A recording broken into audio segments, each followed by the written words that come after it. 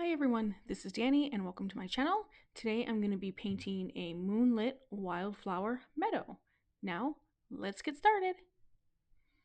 I'm starting out with a 11 by 14 inch canvas and a 3/4 inch bristle brush, and I'm just going around the edges with some black paint, a very little bit of phthalo blue,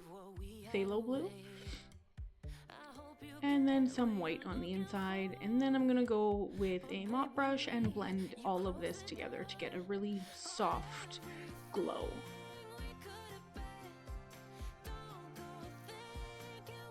Love the mop brush, cannot get enough of using this. I could use it in every single painting I do. That and a palette knife, that's my jam. Love using those tools. And just blend that in.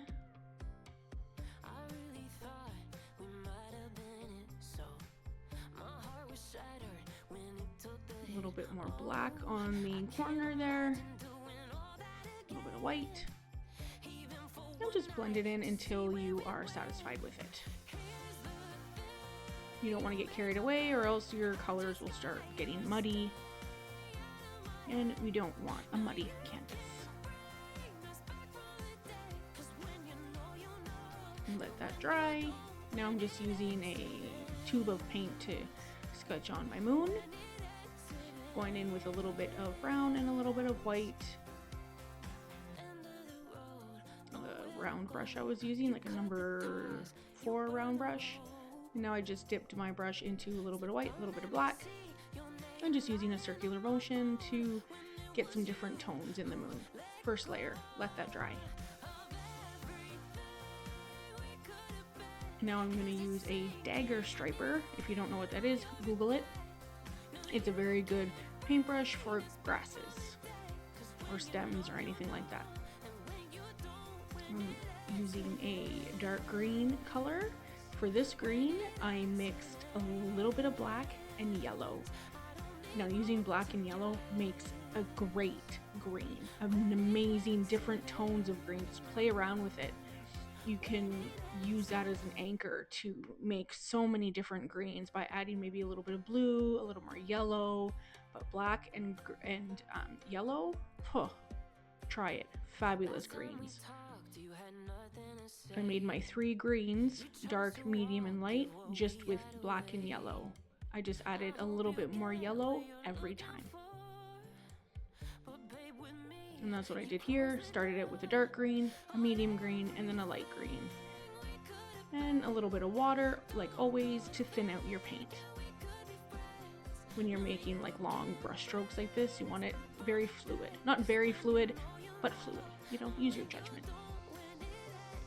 A little bit more dark color here. Dark green. And you see how that dark just adds so much depth to the grasses. Now I'm going in with an oval brush. I can't think of what the name is of the oval brushes right now, but I'm just using my brush with a little bit of dark yellow, a little bit of fuchsia here, and just making little dabs. Round brushes, whatever you have.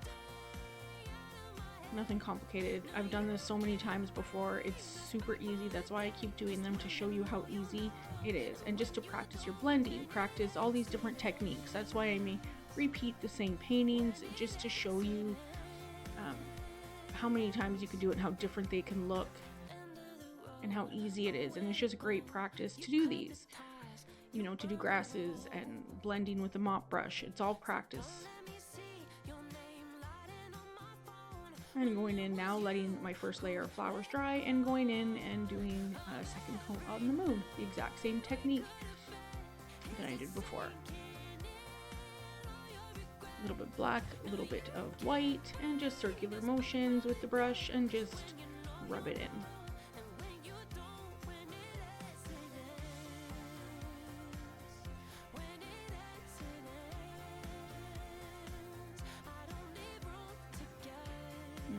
That dry. I'm going in with a lighter yellow for my second coat on my flowers, just little dabs. Here I was using a fan brush. I was trying to get different flowers in but I didn't like the way they looked, so I got rid of them, deleted, erased, whatever. Now I'm splatting like an orange color on there just for some different texture on the canvas. And then I'm going in again with that fan brush with some green. I thought, oh, let me try a different color, but no, I just did not like the way they were looking. So I go in and just make some little leafy bits with a pointy brush. What are they called? Round brush. Like a number 2 round. Just go in and make some leaves, some dots, dabs, dashes, what have you. And going in for a 3rd round of highlights, taking up less space and just dabbing that on. You always want to show the color that you previously did. You don't ever want to cover up what you did before, because then what's the point, right? You want to see all these layers that you have done. Making little centers, a little more white now. White with a little bit of yellow. I did not like those flowers on the side. They got too big, so I just cleaned them off and made smaller ones. Now going in with that fuchsia color and a little bit of white.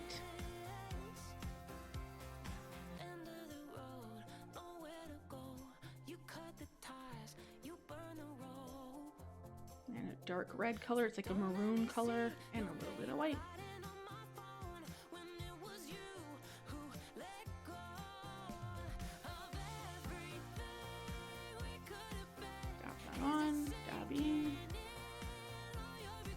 I'm going in with a pointy or small round brush, not a pointy brush, a small round brush, and just making some little dots here and there. Some final highlights. Now I'm making some stems on those flowers there so they don't just look like they're floating. On some of them, not all of them.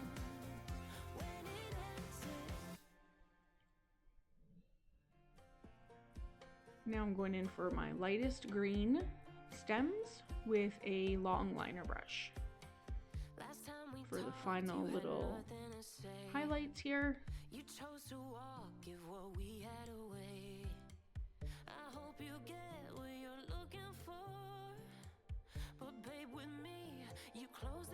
My dog is snoring in the background. If you can hear him, he is just by my feet and he is passed right out.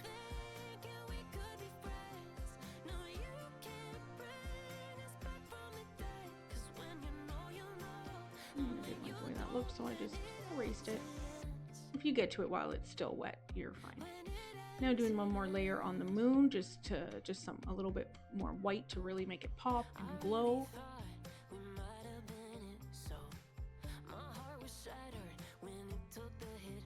If you have a hard time spreading your paint, just dab your brush in a little bit of water, very little bit.